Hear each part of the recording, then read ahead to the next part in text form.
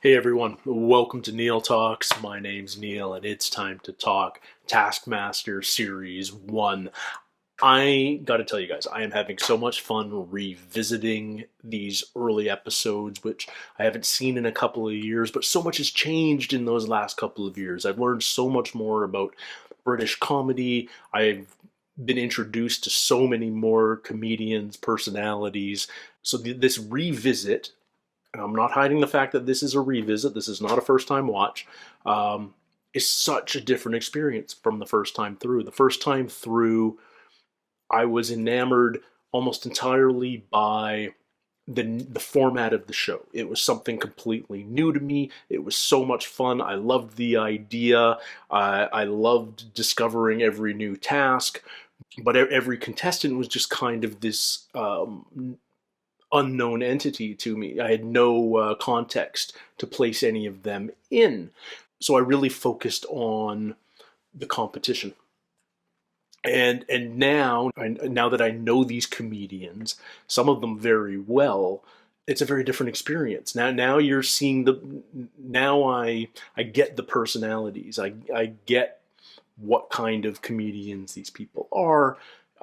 It's fun seeing them out of their traditional comic context in some sense, seeing them be more competitive than you might expect. Yeah, it's just a very different viewing experience, and it's a ton of fun revisiting these episodes.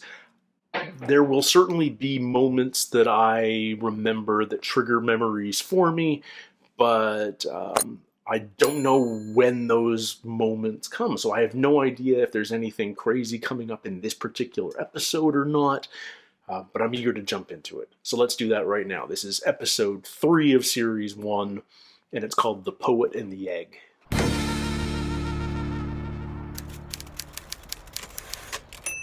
He's recently been awarded an OBE, we presume, because this is going to be repeated realistically.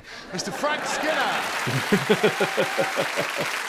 One day. Has he got it yet? He gets asked to do a lot of voiceover work, but I think his face is fine. It's Tim Key! And this time you've asked them to bring in their most meaningful item. I brought in a piston. I will say this, it's shit. Yeah. Go on. I won the Edinburgh Comedy Award in 2009. Doesn't necessarily translate into TV work, does it? Oh. Well, hang on. To be fair, it's only been 6 years. Anyway, I was very proud of my show, and it was kind of quite an emotional thing to win it. But I couldn't really keep it because I didn't really have a flat of my own, so I got rid of everything from the show apart from my piston. Now I feel like a total shit. Yeah. Romesh, we haven't actually exchanged any words and you look furious with me already. Ramesh always looks furious, though. I went, good luck everyone. Boop, to Romesh, he went, what the fuck was that? What the fuck was that, man? Romesh, what have you brought him? It's my wedding ring. Whoa. Jesus. That is genuinely my wedding ring. Does your wife know? She doesn't... Well... No, she doesn't. No, she doesn't. No. She doesn't. I am genuinely in deep trouble if that doesn't come home. So am I if I turn up in it tonight. I brought in a dictionary. No, stop out. It's full of meaning. Don't hit her! In the mid to late 90s, my father started writing a string of angry letters to the local newspaper, which no publisher wanted to make into a book, so he got it published himself. Oh no. And I Blame the Beatles by Tom Widdicombe. It's a real slice of life.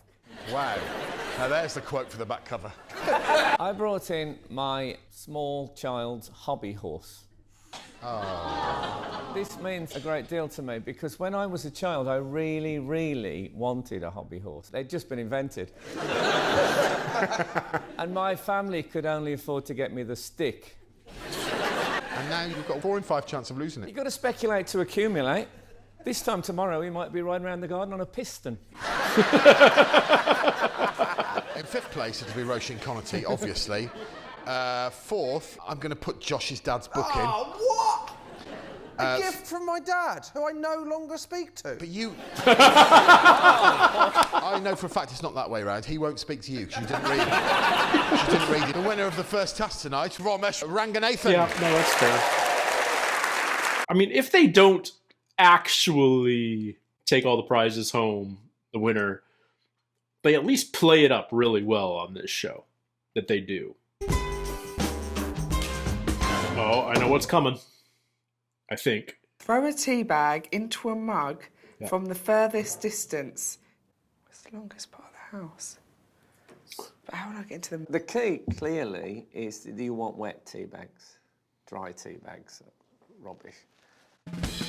Yeah, Frank figures it out right away. Wet it! I need to wet it!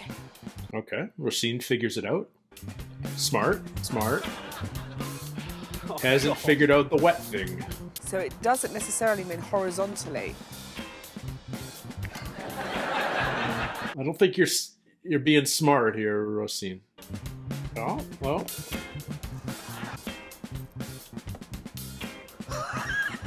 Frank's doing well. I don't see them getting this kind of distance. Poets, girls. Some will take the first 45 minutes realising it's better if they're wet. I just realised I should probably wet them.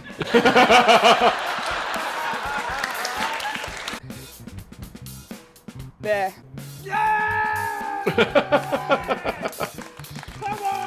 Yeah, I'm not proud of what happened. What distance did Romesh get? Was it impressive? It's about 8.5 dogs. I've measured it. Well, if Yeah. presuming a dog is a metre long. How many dogs did Roisin do? 2.4 dogs. It was very accurate, and it wasn't the best, or second, or third, or fourth best.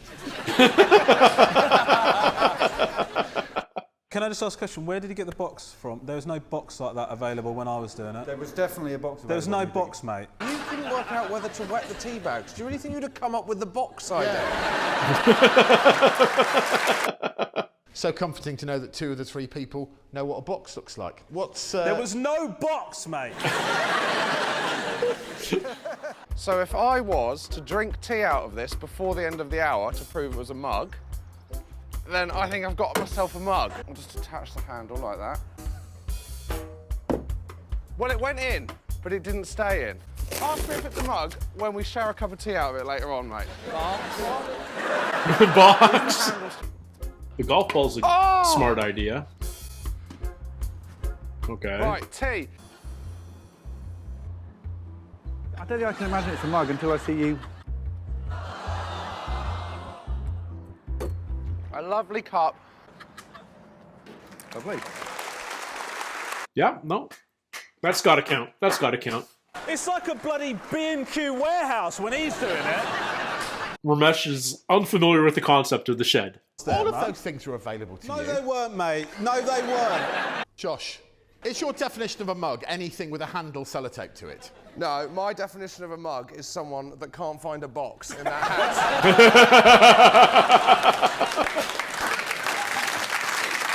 I'm disqualifying you. Unbelievable. But I'm not disqualifying you because a wheelbarrow isn't a mug. I'm disqualifying you because you put the milk in first.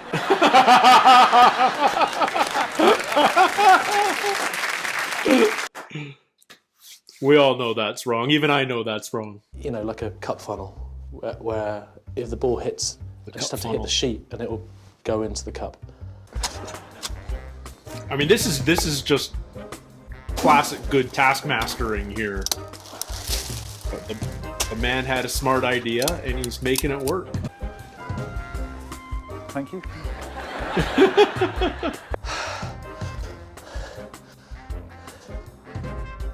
Boom! Yes! In one. I knew it was coming. It's no less impressive. Give us some facts and figures. It was a new world record, presumably 23 metres and 87 centimetres. It was the first throw. It's the winner of the first task tonight, Mr. Tim Key.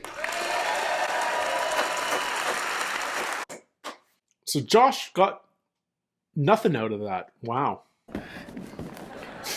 Using this device to track your route. Create the best image for Taskmaster. What? How many of them get it? I know we redid this on Kongan Befaller Season 1. This is a lot tougher than I thought it was going to be. That white line's not straight, judging by the satellite. Someone needs to have a word with that groundsman. Well, Oh, You he can't actually do has a much plan. detail. That's what I've learned. Come on, colour in, you fucker. Jeez. Yes. Well, but you get to see it as you go, so that definitely makes it easier than doing it blind. But dang. Absolutely incredible. Oh, thank you, Greg. Do you know how I would deliver that to you? Via wheelbarrow. Maybe I'll draw Cock and balls? a sausage.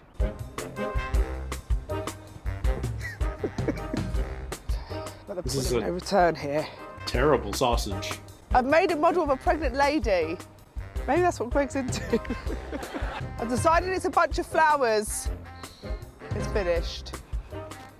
Pop a balloon. And I'm one of the few people in the world who despises the pregnant community. It's true, he's always going on about it.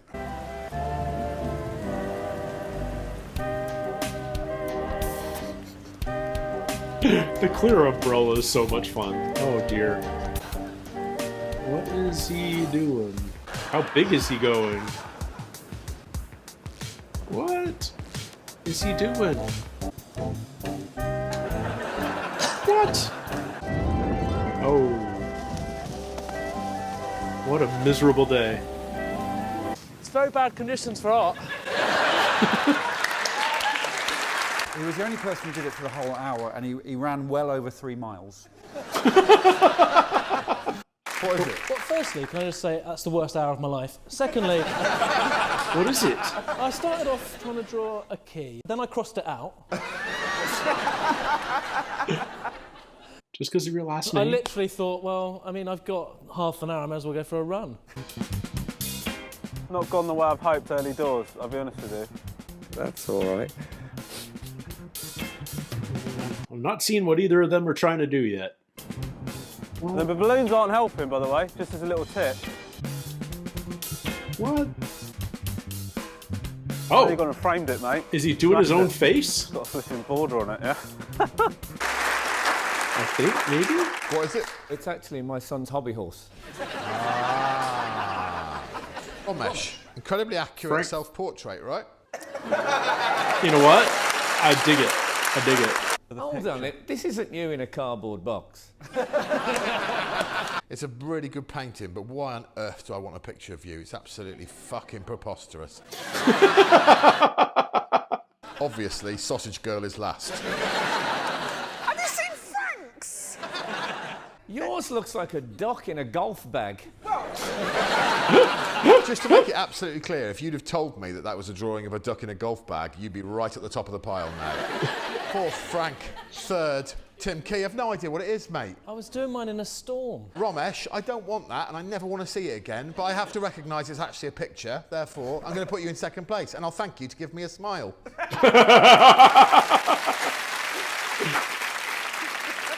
And Josh wins. So Josh Widdicombe wins the task.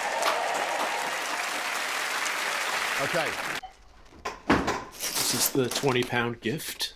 My word, £20. Buy the best present for the Taskmaster. You have 10 weeks. Your time starts now. As in, like, a Jeep. And then here's £20. If any of them have bought me a Jeep, they've definitely won. Yes! I worry that usually if you go first, it's the shittest one. Thin keys. That's your stage name, isn't it? And he's brought me some national book tokens. £16 worth. The card was for. Definitely haven't won. Looks like a glasses case. It is a glasses case. It's glasses. Bam.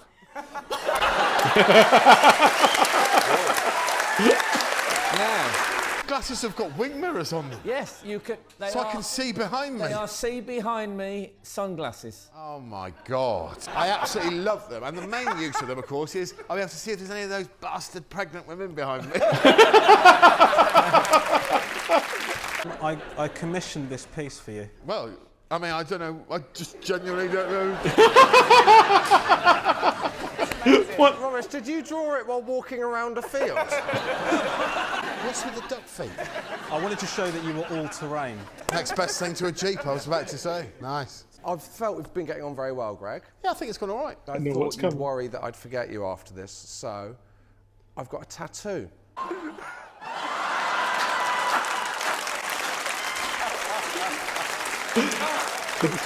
It's brilliant. It's freaking brilliant.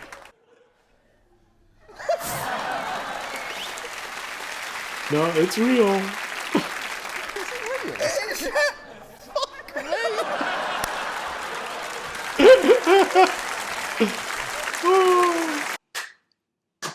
It's freaking brilliant. I don't think there's been a more dedicated moment in 14 series of the show than getting a tattoo. You said you were into them. The next closest would maybe be Wozniak's mohawk, right? That is an amazing present. Because it was only £17, I got you free scratch cards as well. Watch and learn, Kate. Look, I've got my own mouse. He's also called Greg. So I've got a tattoo of his name. Obviously, the book tokens are last. I'll be using the sunglasses every day, but they've got to come in third place. I don't know what to do with you two. Yeah, I do. Anyone who permanently inks himself up surely has to win this task. Yeah. Mr. Josh Widdicombe. Yeah, I mean, it has to be. Congratulations, you got one more point than Roisin. I feel like bonus points need to be given or something in that scenario. Using only the items currently on this table, get this egg as high as possible. The egg must not break. You have 20 minutes. Your time starts now. Why would I use pens? A measuring tape, scissors. And a bunch of paper. I mean, I don't know what I'm doing. I don't know what the hell to do.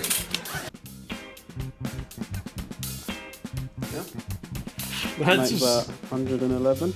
I'm not going to lie, I do think this has gone badly. It's terrible. So terrible. That was more or less how mine came. It was exactly how yours came. So he'd already got a head start. If only there'd been a cardboard box somewhere. There wasn't a box, man. Let's have a look at somebody who's not going to come last. Okay, so Does it have to stay as high as possible for a certain amount of time? what are you thinking? Throw it up and catch it? Just don't break it.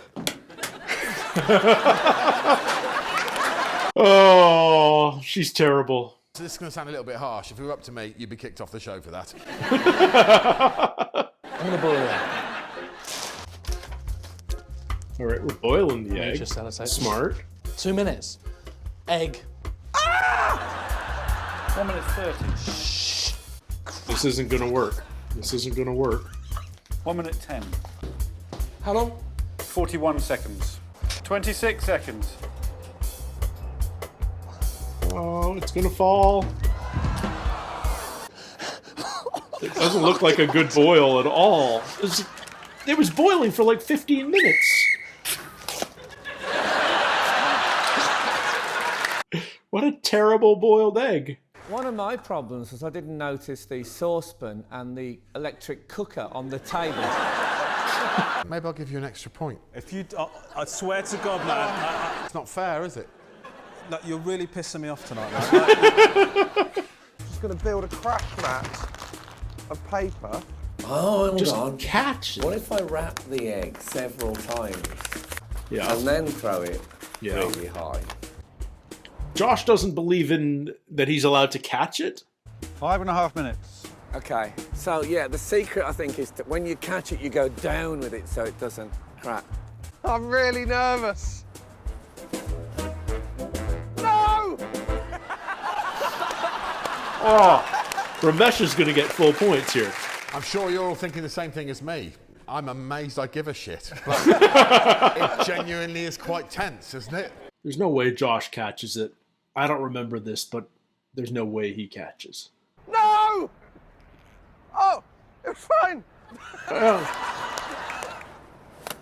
Oh no! Never mind if I'm all right. I heard a crack. Oh, How did that not break? how did that not break? Why did Josh not try and catch it? Didn't Yeah. work out.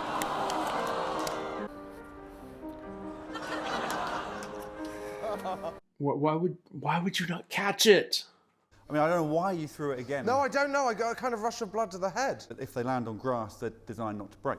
Is this why birds don't wrap them in paper? I never thought I would be announcing this score. Josh is obviously the winner, and against all natural odds, in second place, Romesh Ranganathan.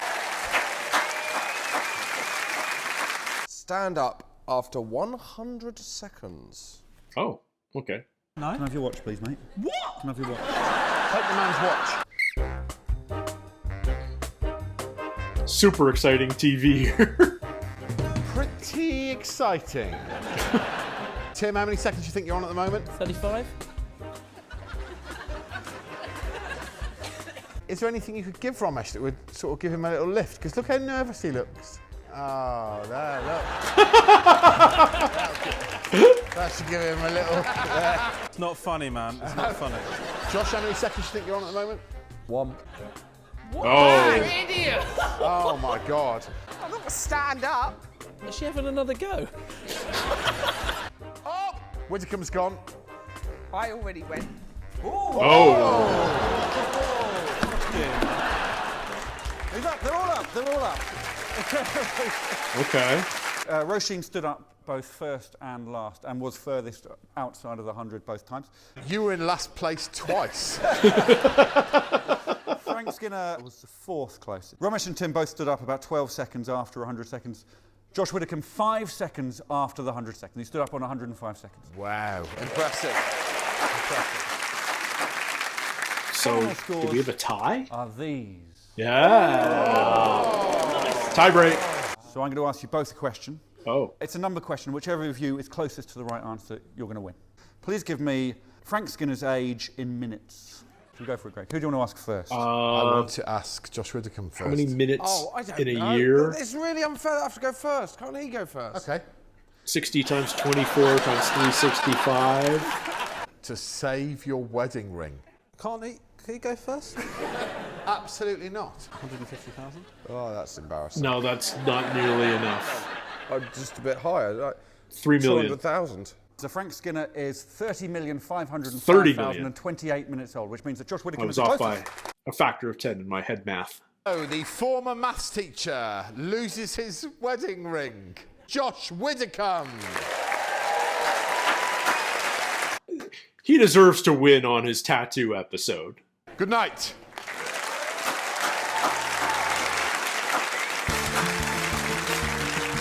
I imagine your wife's going to be genuinely upset, yeah? It's not going to be a good night.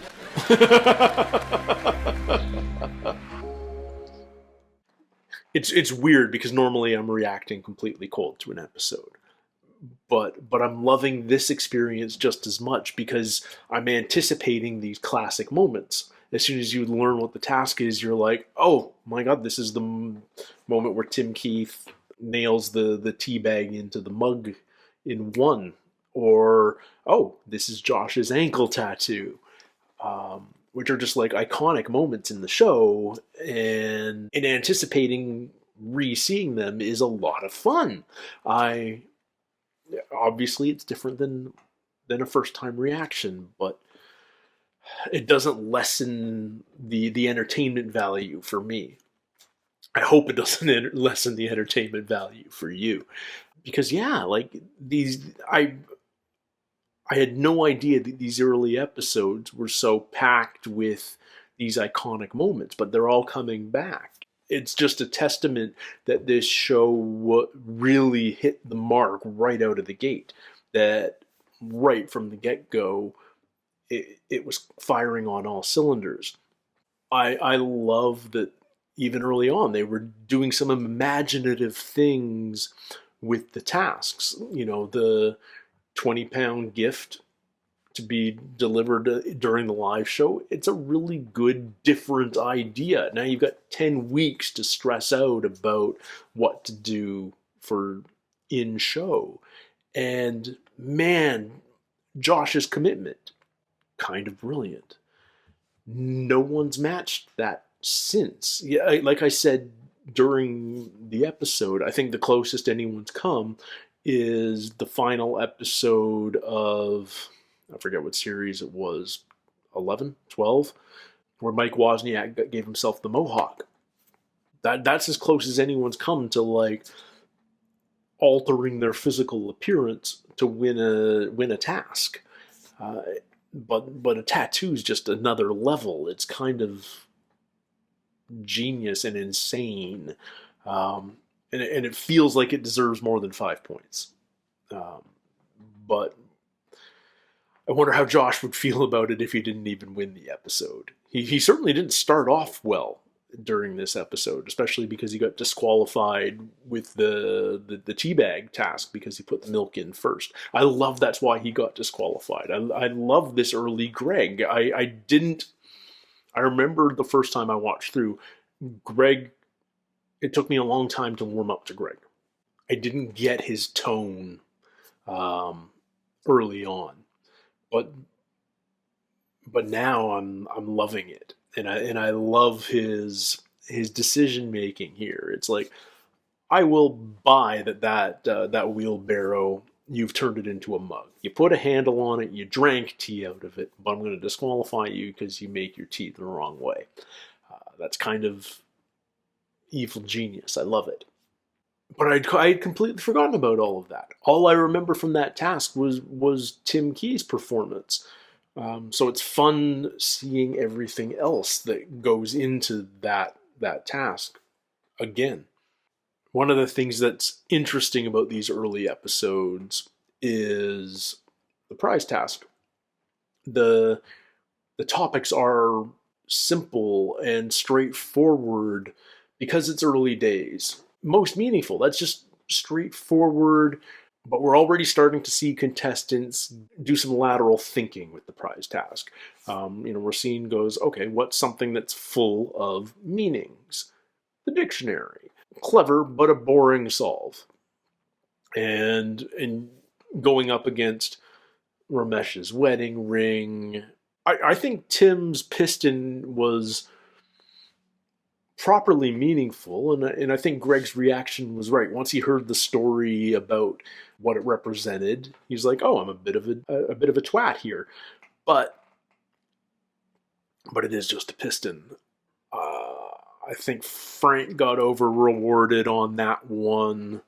Josh didn't sell his dad's book right. Josh could have talked himself into more points with his dad's book. But he didn't do it justice. Roisin deserved fewest points there, and yeah, the wedding ring. We've talked about this in the comments section over the series. That are these prizes really up for grabs, or do they all go back home with their owners at the end? They're certainly selling in these early episodes that they are actual prizes. And I'd like to think that that's actually the case. And yet there have been a few prizes over the years where you're like, no way did they actually put that up.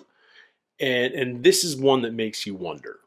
This is one that really makes you wonder because it's your freaking wedding ring, Romesh. He's tough to read at the end of the episode. Is he really actually in trouble? Is he going to have to beg Josh to give it back? I can't imagine Josh would keep it. I imagine Josh would like, oh yeah, here, obviously take your ring back. But I assume, here's my take on prize task prizes. It's up to the winner to decide what to do with them. And I think the winner may not want them, is happy to return them to the original owners if they're meaningful in any way.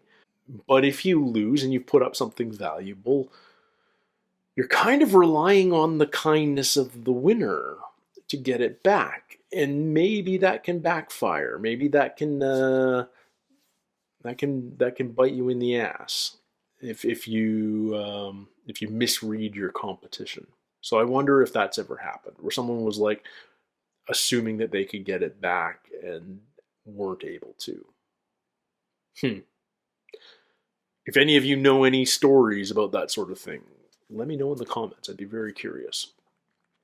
The egg task. This is the first time in the series where I feel like was something hidden under the table. The way the task was phrased, was it anything that's on the table? Well, if something's taped to the underside, is it on it? It's supported by, therefore it's on. That would be my interpretation. Maybe there was something. Maybe there were better building materials underneath, but I don't know. I think the smartest thing to do would be boil it, but boil it properly, not the way Tim boiled it, hardly boiling it at all, even though he took like most of the 20 minutes to do so, and then just throw it high and actually catch it. Josh, for whatever reason, felt like he couldn't catch it. And Frank wrapped it up but didn't try to catch it either. Or he failed miserably at trying. I can't remember now. But in any case, like, pat it, catch it, shouldn't be that hard. I mean, I'm not an elite athlete or anything, but I feel like I could throw an egg in the air and catch it, especially if it was hard-boiled. Kind of insane that Romesh gets 4 points because 3 people broke their eggs. But I love that. Because I had forgotten that task entirely. That one didn't stick with me the first time at all. But I like... One of the things that I love about this show is how they build tension with tasks that really shouldn't have any tension to them at all. I mean, like, it's like Greg says, it's silly, inconsequential, ludicrous stuff, and it shouldn't matter. And yet, something magic about this show makes us really care about, who can count to 100 seconds best, or who can catch an egg. And that freeze frame of Josh, when he realizes he's thrown the egg poorly and it isn't going to land in his pile of paper, it's just really good production by the show right out of the gate. And I really appreciate that. Another classic episode with classic moments. So much fun to revisit. I'm looking forward to. I'm hoping you guys are digging these, because I really hope that I can do the entire run like this. I have a lot of series to catch up on. It's been a blast diving into them again, and I hope it's something that you guys are interested in and that we can continue to do, because it's fun on my part. In any case, thank you guys so much for hanging out. We'll do this again next week. And until then, everybody, take care, stay healthy. We'll see you soon. Cheers.